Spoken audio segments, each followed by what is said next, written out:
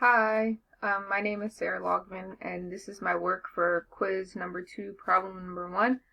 So I start off with the initial sum accumulator, which is 0, and then I did a for loop with the range statement of 104, 520, and then by 2 to find all of the even numbers between 104 to 518, right here.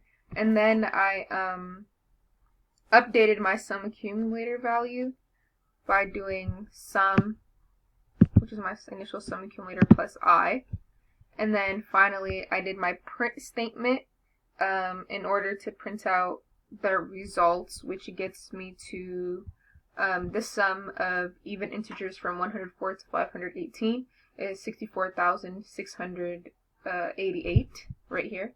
And then in order to make sure that my for loop is correct and that it works, I put in smaller numbers in order to check my work.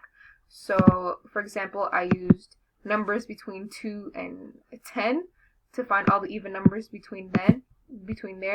So 2 plus 4 and so on, which I checked my work right here. So all the positive values from 2 to 10 equals to 20. And then I checked my work again by it resulting in me actually getting 20. So, thank you.